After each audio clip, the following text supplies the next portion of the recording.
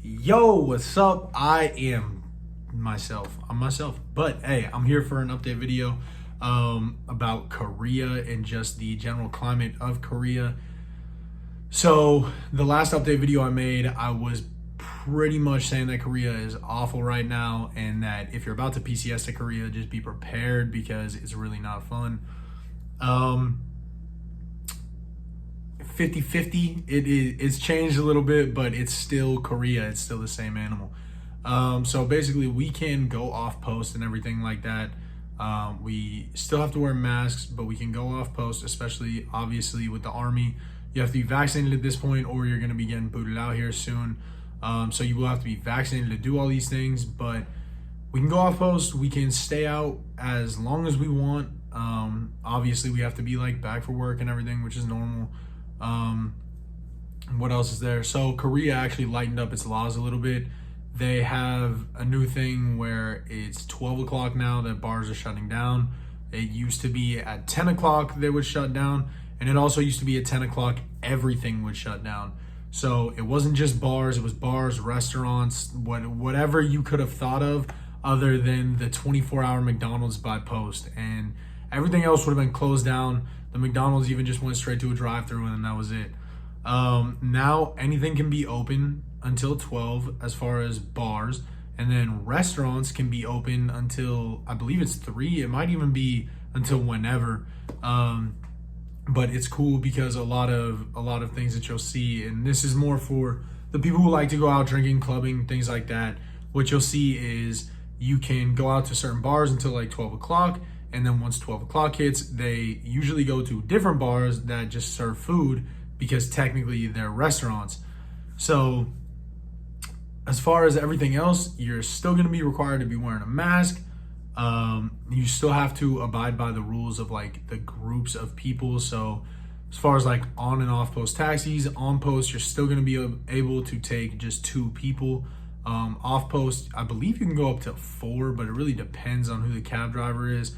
A lot of the times they'll say like 2 or 3 is the max, but we have gotten away with getting 4 people in a cab and like going off to Seoul or something like that. The army is a little bit more strict with everything. Obviously, they want you to wear your masks. They want COVID to be mitigated. They want it to stop.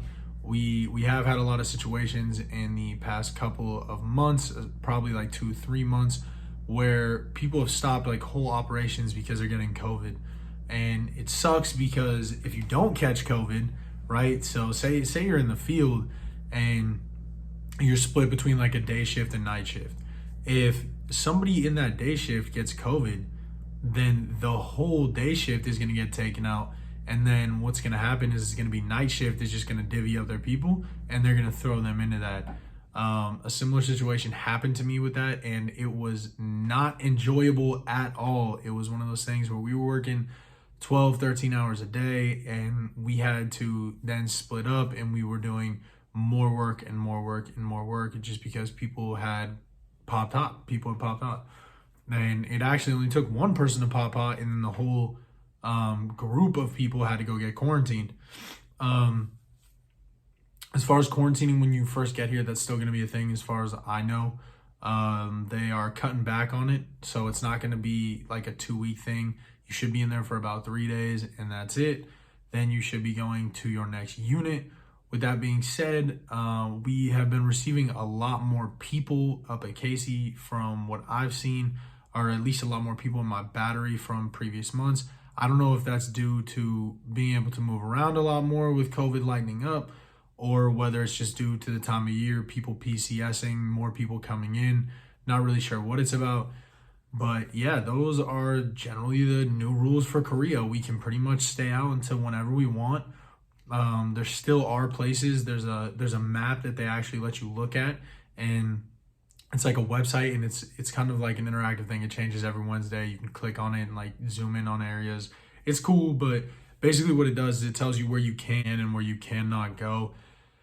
And all I really say is if you're out in Korea, just stick to the map. It's not that hard. When you see a red area, just know it's a red area and don't go in it. If something isn't red, just make sure it's within the mileage radius. So like I believe it's 75 miles. If it's past that, you need to pass. Just stick to it. Generally, you'll be all right. But that's gonna be it for this video, you guys. Let me know what you guys think about the new rules and everything like that down in the comments. I'll let you guys know what I think about them down in the description. And until then, guys, I will see you in the next video.